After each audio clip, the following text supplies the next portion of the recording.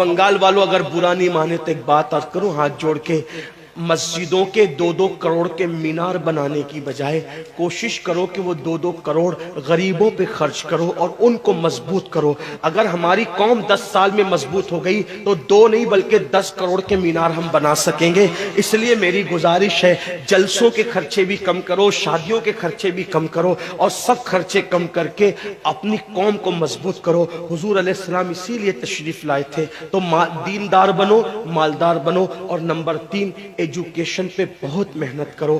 کوئی بھی جاہل نہ رہے، کوئی بھی ان پڑھ نہ رہے، خوب پڑھاؤ اپنے بچوں کو۔ 10ویں 12ویں تک کبھی مت رکنا، بلکہ اپنے بچوں کو IAS بناؤ، IPS بناؤ، ڈاکٹر بناؤ، انجینئر بناؤ۔ ڈاکٹر بھی BUMS والا مت بناؤ بلکہ MD اور اعلیٰ سے اعلیٰ ڈگری دلاؤ۔ اب آپ کہیں گے مولانا پیسے نہیں ہے، میں آپ سے کہتا ہوں ہر سال عید پہ نیا کپڑا نہ بنانا پڑے نہ بناؤ، دھلے ہوئے کپڑوں پہ عید کر لو، لیکن اپنے بچوں کی تعلیم پہ خرچہ کرو۔ اسی طریقے سے کسی اور جگہ پر پیسے لگانے کی بجائے 10 سال اگر ان 3 نکات پر آپ نے محنت کر دی، دیندار بنو، مالدار بنو اور ایجوکیشن کو عام کرو، ہر بندے کو پڑھا لکھا بناؤ۔ آپ کہیں گے مولانا نوکری نہیں ملتی، میں کہتا ہوں ہم نوکری کے لیے نہیں پڑھتے، ہم اچھا انسان بننے کے لیے پڑھتے ہیں۔ اس لیے کہ پڑھے لکھے کی تجارت میں ان پڑھ کی تجارت میں فرق ہے، پڑھے لکھے کی گفتگو میں ان پڑھ کی گفتگو میں فرق ہے، پڑھے لکھے کے اٹھنے بیٹھنے میں ان پڑھ کے اٹھنے بیٹھنے میں فرق ہے۔ دیکھو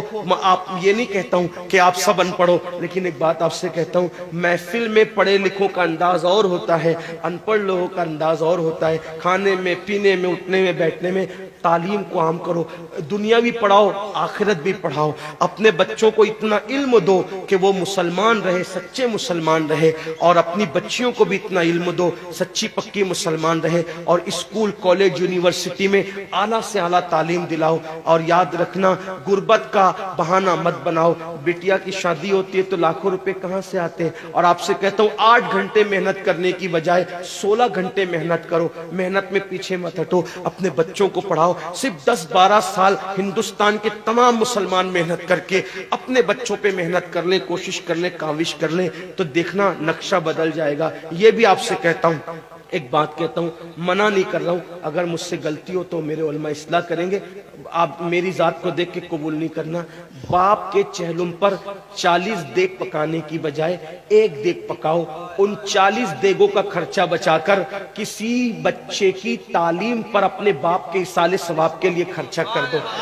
پیر صاحب کے مزار پر 1 لاکھ کی چادر لا کے ڈالنے کی بجائے 100 روپے کی چادر ڈال دو، باقی کے پیسے بچا کر غریبوں کی تعلیم پہ خرچہ کر دو۔ پیر صاحب کے ایصال ثواب کے لیے وہ اس 1 لاکھ کی چادر سے جتنا خوش ہوں گے وہ 100 روپے کی چادر سے بھی اس سے زیادہ خوش ہوں گے، کیونکہ آپ نے کسی کو اٹھا دیا، کسی کو آپ نے ترقی پہ لے گئے۔ ایک بات کہتا ہوں، میرا پیر جنتی ہے تو میرے پیر کو میری 1 لاکھ کی چادر سے کیا غرض، اس کو تو جنت میں اس سے بہتر لباس مل چکا ہے، اس کو تو 1 لاکھ کا اس سے بہتر لباس مل چکا ہے۔ تو یہ باتیں تلخ لگے معاف کرنا، لیکن آپ سے ایک بات کہتا ہوں، رسومات سے نکلو، حقیقتوں کی طرف آؤ، رسومات سے نکلو، سچائیوں کی طرف آؤ۔ ایک دوسرے کو گرانے کی کوشش مت کرو، ایک دوسرے کو اٹھانے کی کوشش کرو، آپس کے جھگڑے ختم کرو۔ تیرا سلسلہ بڑا، میرا سلسلہ بڑا، تیری برادری بڑی، میری برادری بڑی، تیرا پیر بڑا، میرا پیر بڑا۔